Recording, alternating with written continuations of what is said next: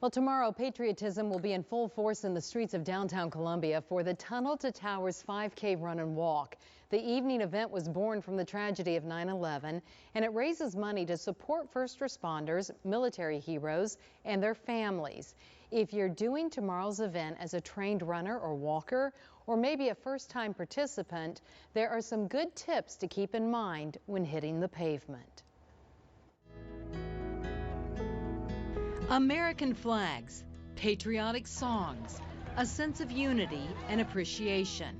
One, go get it! Before thousands take to the streets for the Tunnel to Towers 5K run and walk, they first will take time for a pre-race ceremony that includes honoring our country and the men and women who keep it safe.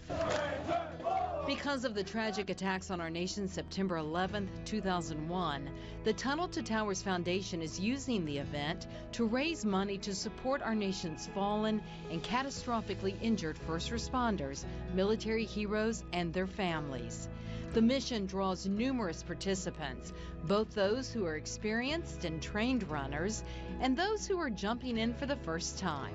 Forward. You're going to take your inside elbow. For all participants, Mitch Hanks, a doctor of physical therapy at Lexington Medical Center, has advice. From the hospital's Otari Point facility in Casey, he demonstrates some must-dos.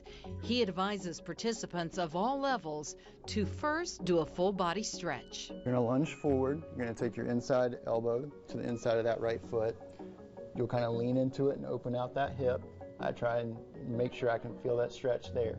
And then I open up inside towards the ceiling, bring that arm up, and then you can push back down to the floor, stabilize with your hands, and kick back and straighten out your knee for a hamstring stretch. Whether you're a seasoned runner or a first-time pavement beater, Mitch says there are 4 common physical ailments. The knees. Sitting on a surface, push the toes of one foot into the wall. Hold up to 20 seconds. I'll start to feel a little bit of warmth here. I'll feel this muscle and this tendon working.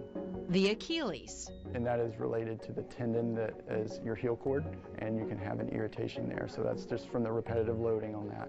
So put one foot back, lean into the wall with both heels down, bend the knees. Do each set 60 seconds. Shin splints. Mitch says to lift the toes and walk on your heels. Lean against a wall, lift your toes, and slowly put them down. And plantar fasciitis. Spending a lot of time on your feet can fatigue the muscles, and that will pull more on your fascia, which will irritate the bottom of the foot. Mitch advises you strengthen the underneath part of your foot. First, put a towel under the inside front of the foot. So I'll take the other foot off, and I'll do some calf raises with a little bit of extra range of motion now. And I really want to think about using the foot and the muscles in the middle of my foot, activating the midfoot muscles is what it's called. And you're going to go slow. It's kind of a slow cadence pace because you're building endurance here. After the race, Mitch advises you to give your body the chance to adequately cool down. The finish line shouldn't be your final line, right? So you should continue walking, maybe give yourself a minute or two. Take about 5 minutes to walk it off. You'll feel great thanks to the flowing adrenaline and endorphin high.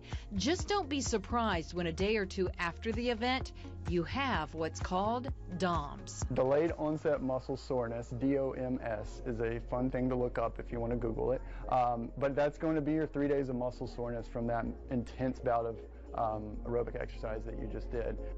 Mitch says the best thing you can do is give your legs some rest, ice, and keep moving. Not moving will lead to stiffness and soreness in your muscles and joints. You want to feel good after a race, so you're more willing to sign up for the next one. And the Tunnel to Towers 5K run and walk is tomorrow, September 8th. The opening ceremony begins at 6. The race is at 7. The activities begin at the Columbia Metropolitan Convention Center at 1101 Lincoln Street in downtown Columbia. Registration runs from $15 to $35.